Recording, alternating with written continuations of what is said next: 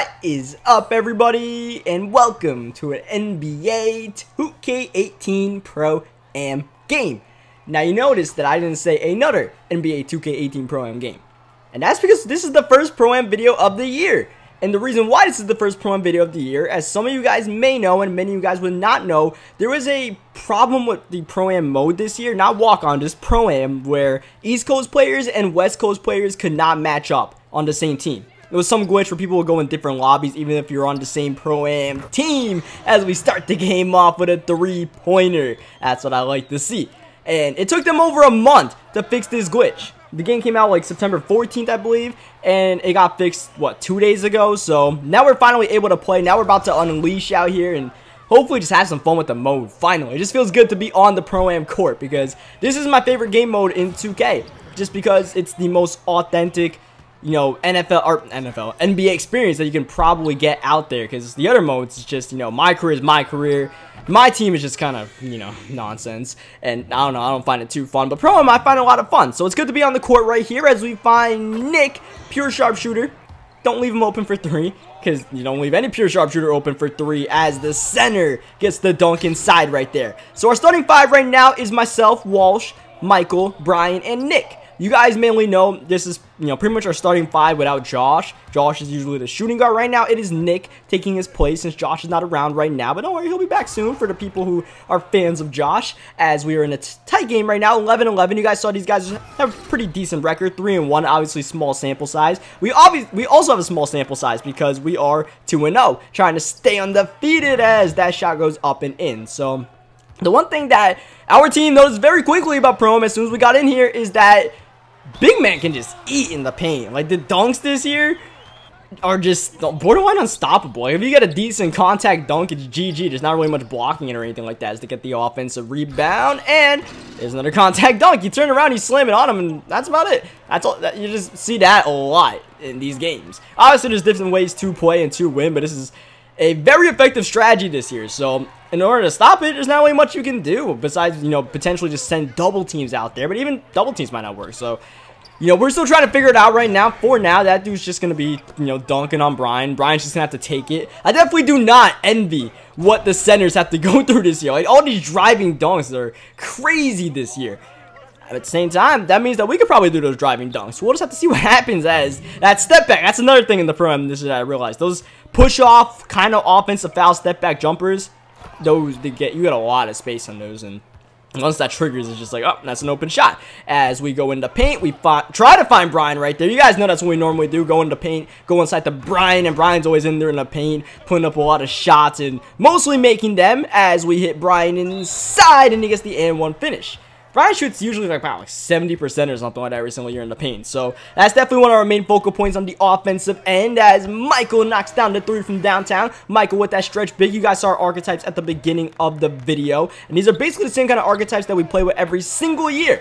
Now, the one thing I will say is that you guys saw my archetype as a pure playmaker. This is my career guy, the 5'11" playmaker, pure playmaker. This is probably not going to be the guy that I use in the Pro Am throughout the year. I made a, well, I won't spoil it. I'll save it for the next Pro Am video, what archetype I made for potentially playing in the Pro Am mode, as Brian takes a step in and dunks it home. He's having a big game. Number 8's having a big game as they swing the ball around. That is a contested shot that falls down anyways and gives them the lead. We're just going back and forth, back and forth. Speaking of, there's Michael inside running the floor, cutting the lead down to 1, as we don't have the custom jerseys right here.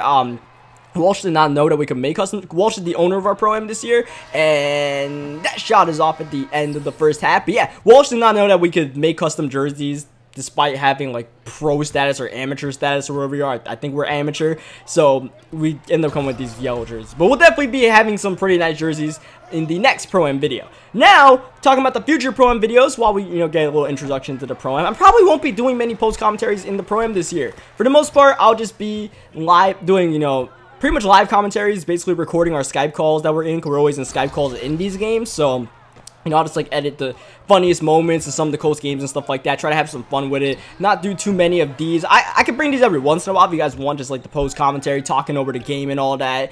But, you know, that's something I definitely want to do, because we do play a lot of Pro Am, and, you know, I can only post so many of those. And I feel like we could get some pretty good content out there if we just chop up some of the funniest moments as we find Nick. That is a wide open 3 for a pure sharpshooter. Once again, you probably don't want to leave that open because that shot will fall down. As Brian up ahead, this man going to the rim with his center, giving us the lead. No one is really grabbing momentum yet in this game. No one is really separating themselves. It's just centers dunking on each other, and we'll just wait until, I don't know, someone gets a block or something like that as we go reverse.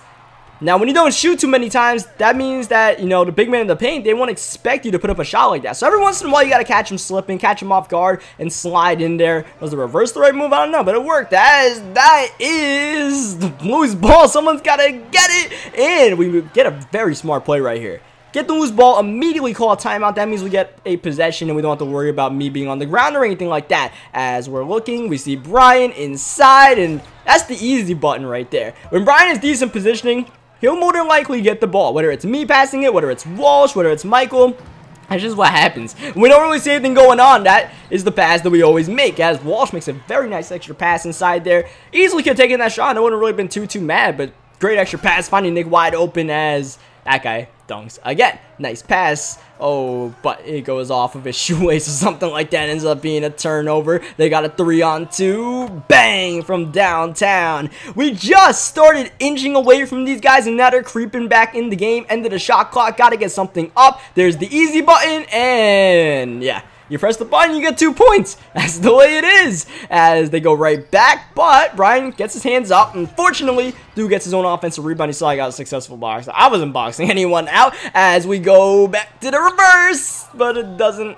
quite work this time. A lot of traffic, forcing the miss, pushing the break, stepping back. Oh, maybe step back a little bit too far. Brian with the ball to Nick. Open again. Nick doing a good job of cherry picking. That's definitely something that you want to do in these pro-am games. A little bit, you know, some people might say it's a cheesy tactic, but hey, they're not getting back. Exploit that. It's a pretty simple thing. You got to get back on defense, and Nick's doing a decent job of just cherry picking a little bit right now as that shot goes in. And once again, just the defense in the paint is pretty inconsistent this year as Walsh, corner 3. Oh, that was a big time shot. Walsh this year, he has a sharpshooting playmaker. Sharpshooting is his main archetype.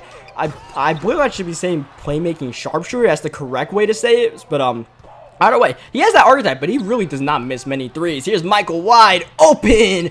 Bang. Michael's got a defensive stretch big, or whatever the hell you want to call it, where defense is his secondary archetype. So hopefully he's getting a lot of steals right there to validate the fact that he picked defense as a second archetype, as they got a nice little fast break opportunity. Walsh tried to slow it down right there, but he gets called for the clear path foul. So 2 free throws and the ball. They made 1 out of 2, but they don't make that in the paint. That's what we needed. Just someone to get a stop in the paint. That's how you decide this game, because Brian hasn't been stopped yet, but he's able to slow down the opposing center, and that's making the difference in this game, as that is an and 1 finish for their power forward, inching them back into this game, but not inching too far because they missed the free throw. Looking up ahead, surveying their options, looking behind, waiting, someone lagging out of bounds. Brian's wide open.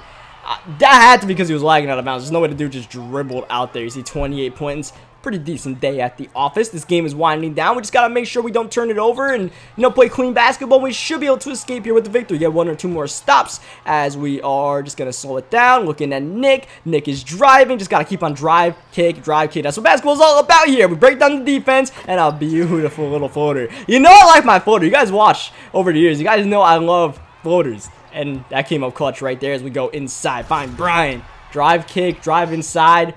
Like I said, that's all what basketball is about. You keep on doing that, you got 24 seconds. You got a lot of time to do it. So you bring the ball up quickly, make quick passes, and you win games like that. And we are not winning this game yet. Let me make sure I emphasize that. We have not won this game. It's still a 1-possession game now, 2-possession game after Brian gets that dunk.